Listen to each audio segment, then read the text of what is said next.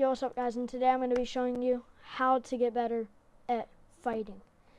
Fighting is a very strategic and can be very uncomfortable for some people, but not always. So in today's video, I'm going to show you how to get better and how to avoid situations that you don't want to be in, and how to get out of them and just fight your opponent and win your fights. Before I get into this, I just want to say thank you for all the support that I've been getting recently. I'm coming a long way from getting around 500 views like a week ago or a week and a half ago to now officially about 2,000 views. That is almost a four times the amount as a 1 week and a half ago. So thank you guys for everything. I really appreciate it. This is the best fan base I could ever ask for. So, to start, I'm going to show you guys just some of the basic situations that you get into, that most people get into. So, let's say you're in a one box like this, and all this other stuff is your opponent's. Now, you have one space in between you two. Alright. Now, normally a box fight in a competitive situation would look like this, or something even like this. Now, at all times, what most people do wrong is they do not have opponent nearby. So let's say this opponent does. They now have the safest peak because they have elevation, which is going to keep their air time way less, and it's going to take much less time than the person that doesn't.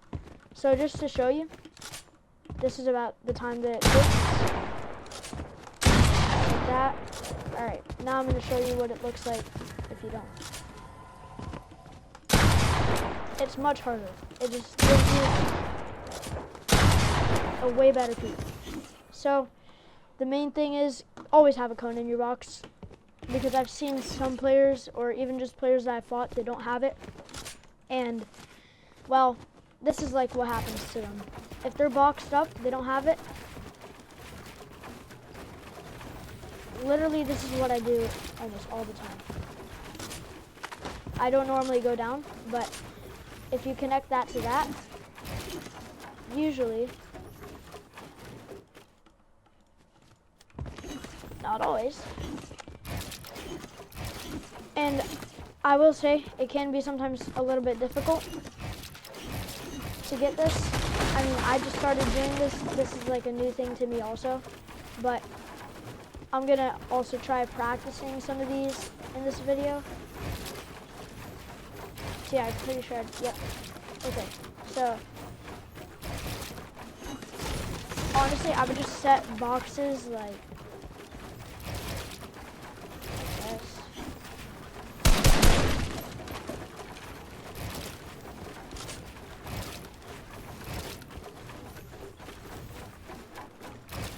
Yep. So that's just like one way that you could practice all that stuff, and just practicing getting cones in people's boxes and stuff. But now let's get to the fighting, because that was one of the main things that is going to help you in most fights. So if you're taking a safe peek like this, always make sure that if most times when you're fighting an opponent, they will have a set pattern that they will jump on this kind of peak, on a peanut butter edit. They will have a pattern of time, or a certain amount of time, until they jump, for every jump. It could be 5 seconds, it could be 3, but you will start to pay attention to that once they jump about 2 to 3 times. So if I see that they're jumping and then they're giving like a 3 to 5 second pause, I'm gonna be prepared for them to jump up, and then bang, I can just be ready for them. Now, another common situation. Oh, also one thing before I leave this. If you get a, let's say, I don't know, 128, which is normally what you can do to the body with a gold pump, bang, body shot. Alright, now from here, this person is already low from that shot. they're going to reset and try to get out. So more than likely, you have to hope that one of these two walls is yours. One of these. In this case, since I don't have anyone to demonstrate with me, they are both mine. But there's a chance that they could both be yours. Or you could even get out like this. Now, you can be prepared to get someone like that. Or just like a little drop down piece. Be ready. But learning how to pre-piece is a big fundamental that a lot of people don't practice until they like start seeing and watching pros and stuff and see what they do and what they don't do, and they notice that that's something that they don't do. So I would definitely recommend just practicing, like having a box, having a stair in their box or something like that, and then just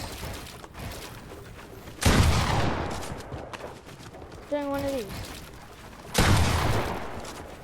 And I guarantee you most of you that play like tourneys and stuff like that, if you play like in the Platinum, Diamond, or Elite Cups and stuff like that, I guarantee most of you guys do this. But still, it's something that a lot of people forget just to practice and to know how to do.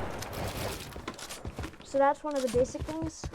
Now, playing on low ground. Playing on low ground is probably one of the hardest things for people in most tourneys and stuff, because if it's a moving zone in a tournament, let's say, and you have someone that's up here, they have height, and it's almost like a sky base, and you're back here, and they're focusing on you because the storm is literally on your back. It's about to move, there's 3 seconds left, and let's say the storm is right there where that marker is. You know that you're gonna have to leave soon, but you don't have any mobility. Drop down. Opponent can't see you. Something like this. Go under the people's boxes. I mean, that's like one of the best things that I do in tourneys. The ones that I don't record. And just do one of those. Like, and then you can go like one of these. Bang. Reset. And it's just an easy way to get out of a situation where they're on high ground, you're not, you're on low ground, storm's about to move, and you need to do something to get you out of it. So just one of these can get you a long ways. Now, another thing. In tournaments, if you want to stay protected, most times, what I've always thought of doing is having a, because it's normally either duos or trios for most of the tourneys, have one person go like this with the cones and the other person go with the walls. And I've seen some pros and just regular players that stream live do this. And honestly, it's really smart. I definitely agree with doing this if you play in a duo tourney or something like that. And even if not, just practicing tarping by yourself, like doing one of these.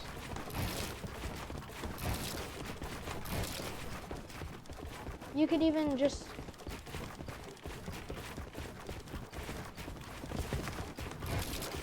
and it's just something to definitely get good at if you're deciding to start playing more competitively and you're trying to get better. Tarping is definitely one of the main things. And one of the main things I've been hearing about recently is the lack of damage from their pump. So that goes along with this peak thing that I was telling you guys about. If you cannot take a good peak, then you're more than likely going to lose the fight. Because if you have someone that's taking a very solid peak like this, tucked in the corner, hugging the wall, but you have someone like this that's back here, or something like this, and they're standing wide open. You have all of this to protect you, but you decide to go back here. Definitely not a smart move. So learning how to just take your peak so this way you can get the most amount of damage possible is definitely a big thing. Also, opening damage. Opening damage in fights is probably one of the biggest things that has helped me win in almost all of my fights. Almost all of my kills I've gotten in ranked and stuff is from getting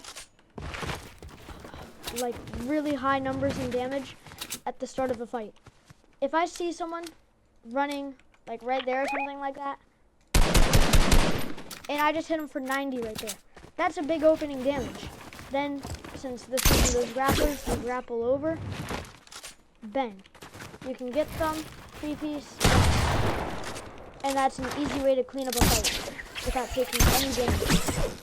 Now, again, your peaks are definitely going to be the most important things that are going to help you win every single fight.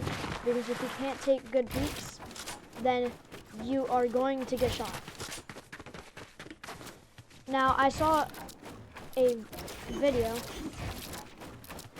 of this person that was standing on something like this, and they were coming out of Lazy Lakes, but they were sprinting up after getting hit for 90 damage, and they missed the mantle. I don't really know how, but they missed the mantle, something like that, but they missed the mantle. Now, in this case, the person was on the staircase, like right here, and he sees this out of the corner of his eye, right there. He sees the person miss the mantle. So he sprints over, pre-pieces it, because he knows that once this person mantles, they have a slight delay of them still mantling, which gives him the chance to get a free shot. So that's another way to get opening damage in fights, is when someone's mantling. I've seen a lot of people just like straight mantle onto people's builds, and they'll do like one of these. Now, if you were just sitting here waiting like this, because you know that they haven't changed positions, and they're just mantling in the same, like, I say direction, but like, they're not doing one of these. They're just going straight up, not moving at all. You can just sit here and wait for the delay to happen, or until they get up, or even while they're mantling. You can just like that. Now, I'm going to make a part 2 of this video, but those are some of the basic fundamentals. So I hope y'all enjoyed this video, and thank you for all the support I've been getting recently. And I will post a short of how to just get better at your mechanics and stuff. So mechanics is definitely something that if you struggle with, it's going to be hard to win in fights, especially nowadays with all these kids doing stuff like this.